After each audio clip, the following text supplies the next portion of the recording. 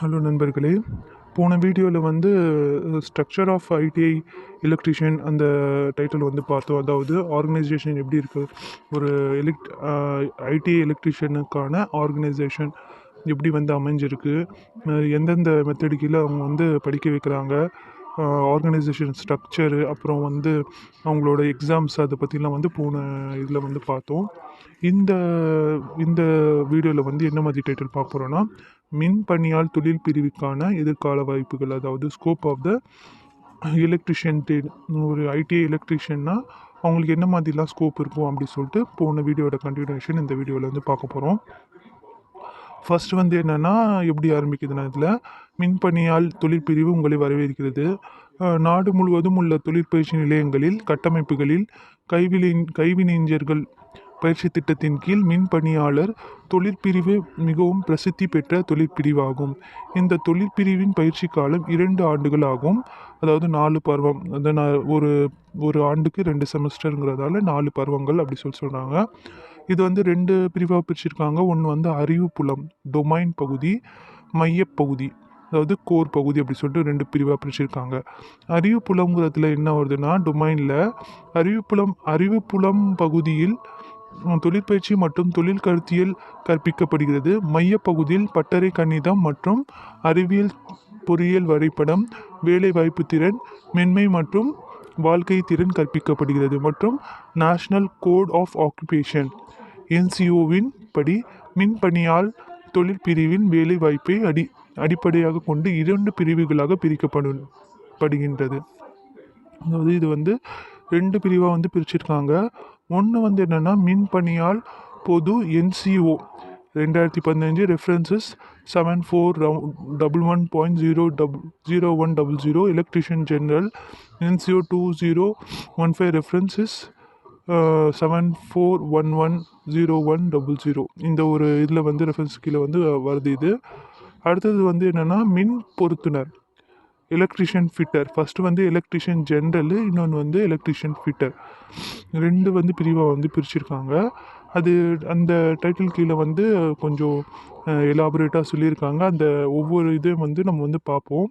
First வந்து மின்பணியாளர் பொது மாற்றம் மின்னியல் பொருத்துனர் அப்படி சொல்லிட்டு இருக்குது. ஃபஸ்ட்டு வந்து எலக்ட்ரிஷியன் ஃபிட்டர் பற்றி பார்ப்போம். அதுக்கப்புறம் ஜென்ரல் எலக்ட்ரிஷியன்ஸோட டியூட்டிஸ் வந்து பார்ப்போம்.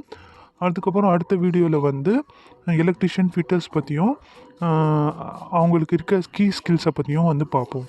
இப்போ வந்து ஃபஸ்ட்டு வந்து ஜென்ரல் எலக்ட்ரிஷியன் அவங்களோட இது எப்படின்னா, மின் பணியால் பொது எலக்ட்ரிஷியன் ஜென்ரல் வசிக்கும் வீடு, கடை, வியாபார நிலையம், மின் உற்பத்தி நிலையம்,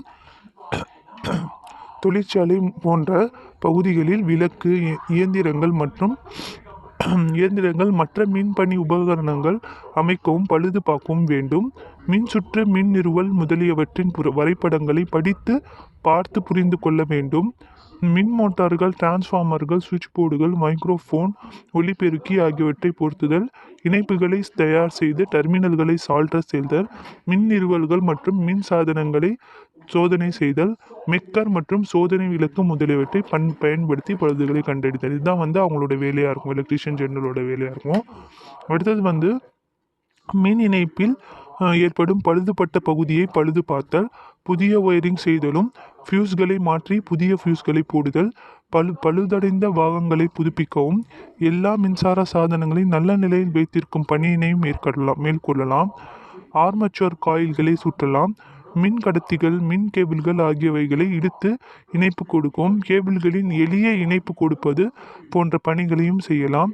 மோட்டார், நீர் இறைக்கும் இயந்திரம் ஆகியவற்றை இயக்கவும், பழுது பார்க்கவும் மற்றும் பராமரிக்கவும் போன்ற பணியினையும் மேற்கொள்ளலாம். இதெல்லாம் வந்து எலக்ட்ரிஷியன் ஜெனரல்ஸ் வந்து இந்த வேலையெல்லாம் வந்து நம்ம வந்து ஈடுபடுத்தி கொள்ளலாம். நம்ம வந்து இந்த எலக்ட்ரிஷியன் ஜெனரல் தொழிற்சாலை, மின் நிலையம், கப்பல் மற்றும் பெரிய மின் அமைப்புகளில் ஏற்படும் மின் பழுதுகளை சரி செய்ய வேண்டும். ஒலியை பதிவு செய்யும் சாதனம், காற்றை சுத்தம் செய்யும் நிலையம், காது கேட்கும் கருவி முதலியவற்றை பழுது பார்க்க வேண்டும். மின் வாரியத்தால் வழங்கப்பட்ட மின் உரிமம் பெற்றிருக்க வேண்டும். உயர் மின் அழுத்தம், குறைந்த மின் அழுத்தம் ஆகியவற்றில் பணிபுரிய வேண்டும். ஏன்னா இது வந்து டோட்டலாக வந்து இது மாதிரி போட்டிருக்கு. இதில் வந்து ஜென்ரல் மெத்தடில் வந்து இது வந்து வரும். அடுத்தது வந்து எலக்ட்ரிஷியன் ஃபிட்டர். இது வந்து அடுத்த வந்து நம்ம இதில் வந்து பார்ப்போம். இது வரைக்கும் வந்து எலக்ட்ரிஷியன் ஜென்ரலை பற்றி பார்த்துருக்கோம். அதுக்கப்புறம் அந்த ஸ்கோப் வந்து எப்படி இருக்குது அப்படின்னு சொல்லிட்டு பார்த்துருக்கோம். அடுத்த வீடியோவில் வந்து இன்னும் வந்து கண்டினியூஷன் பண்ணலாம். Thank you friends.